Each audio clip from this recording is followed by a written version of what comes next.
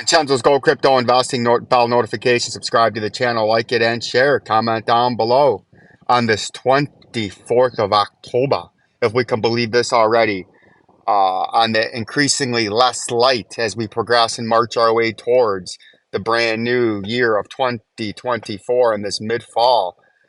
This is VINCENZO'S Gold Crypto Investing. As we've said, bell notification. Subscribe to the channel, like it, and share to get that truth and information you need. From the #1 cryptocurrency and blockchain technology news and information and insider that you can get founded on truth and integrity. And we had a very, very nice rally the last 48 hours leading up into more speculation on a BlackRock ETF.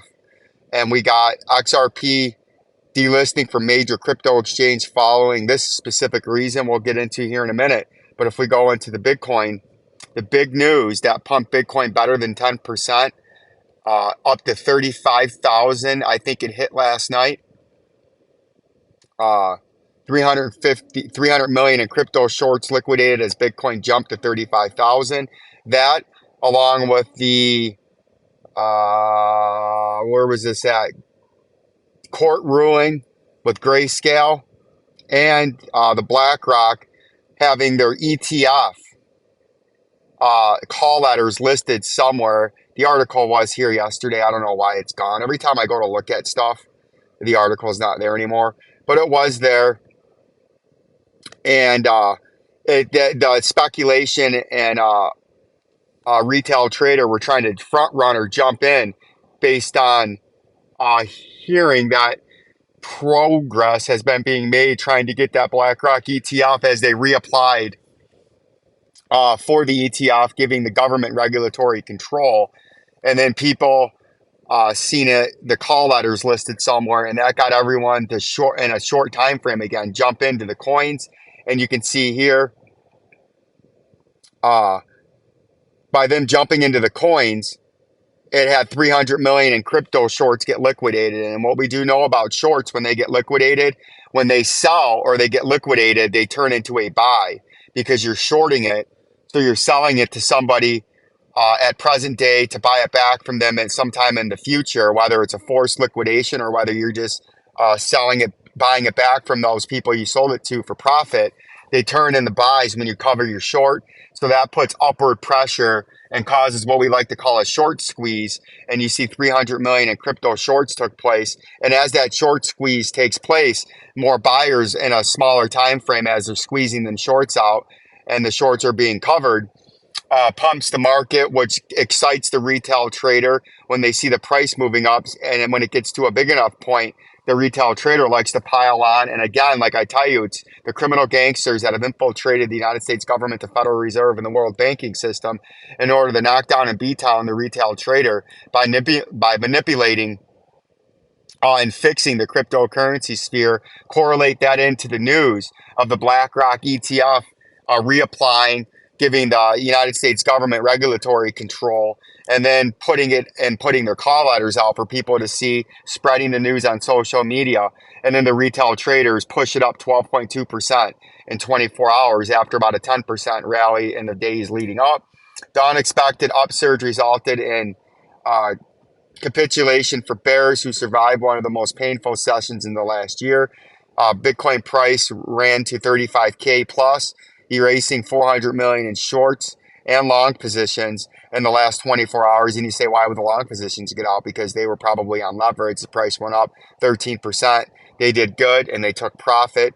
The shorts were getting out because they were being squeezed, or they capitulated out because they were down so much and didn't want to put in any more money to fight off the forced liquidation. With 298 million in shorts position ease in the last 24 hours, 399 million in crypto positions were liquidated. 75% of the massive sum were shorts, marked by the largest liquidation for Bitcoin bears. The largest single liquidation totaled 10 million in short positions on CoinGlass data says. Binance BTC surged, erased 400 million in shorts and longs data. On BitMEX, bears are responsible for 99% of the liquidations. Traders lost 224 million in the last 24 hours, while Ethereum owners bore 60 million in losses. Liquidations happens when exchanges forcefully close the leverage position of a trader who fails to meet margin requirements or does not have enough money to keep their positions open. And that's something we talk about all the time. And something else that we talk about all the time is don't run in and try to buy these localized pumps. There will always be a better buying opportunity, and you never chase a regional or localized pump, right? You have to have your positions in before things start to move, the money starts to shake, and the profits start to happen. And I would love to bring you into the chart, but if I go into the chart, I could sit here for an hour because I'm in the communist country of Canada, just outside the great state of Michigan, right, in the United States borders. My data is out of high speed, so the only data I get is very, very low speed at this 12:10 p.m. on the 24th of October. And we'll see how long it takes to upload this video. But so that's what you got there. But if we look at the Bitcoin, the snapshot of the chart, it's been going up. It's been up greater than 6% since the new daily chart started yesterday. And it's been giving it all back at one point, and now it's currently up 2.25% and moving fast. And like I always say, never chase a localized pump. We'll get more into the technical chart later, but we did break the bottom part of that red trading zone. If you've been following me for a while, that started at about 29,995, and we've been talking about that critical area for quite some time.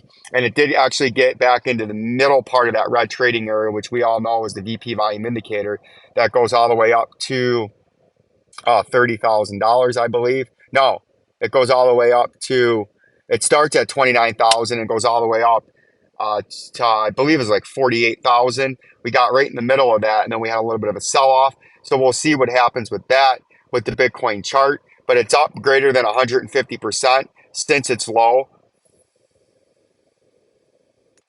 last year. So that's something very exciting to talk about. But what we're going to look at later on tonight, and a very, very important, a very, very informative, and a video you can't afford to miss later on this evening, is we're going to get into the volume and the minute time frame, the hour, the 4 hour, the daily, the weekly, the monthly, and the 6 month, and see if anything of substance has changed to give us any indication that this wasn't just another localized pump.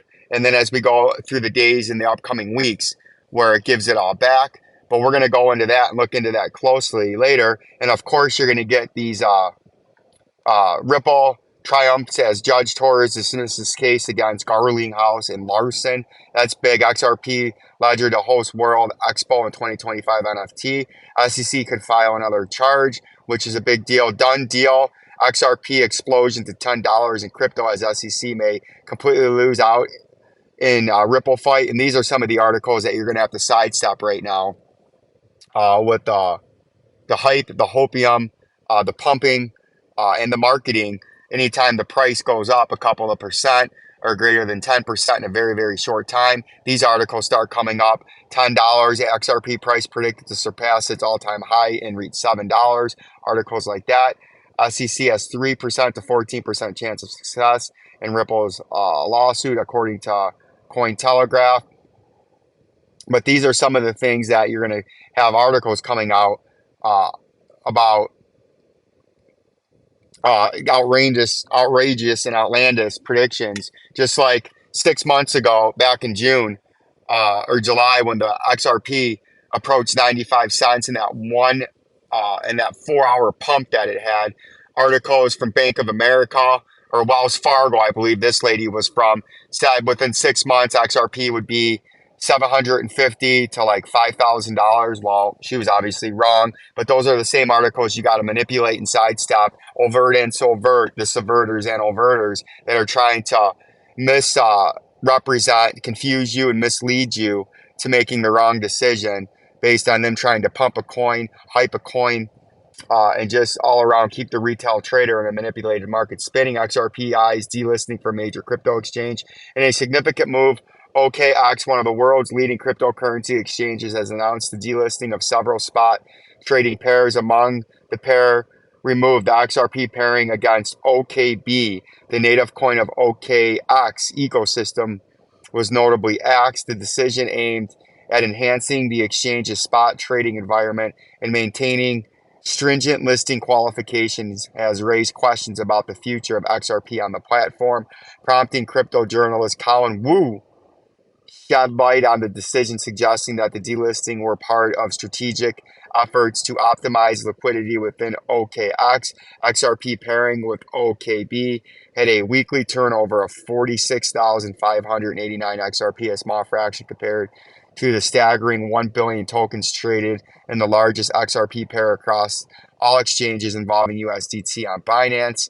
OKX announced that it will delist Food USDT, CHE, USDT, INT, BTC, INT, and a whole bunch of other alphabets. Sushi, Ethereum, LTC, OKB, CRV, Ethereum, right, amongst others. OKB, besides an integral part of OKX ecosystem, functions as a discount tool for its holders, offering reduced commissions on platforms. Although XRP has been delisted against OKB, it still maintains a presence on OKX through 4 remaining pairs, including USDT and USDC stablecoins, as well as pairs with major cryptocurrencies such as Bitcoin and Ethereum.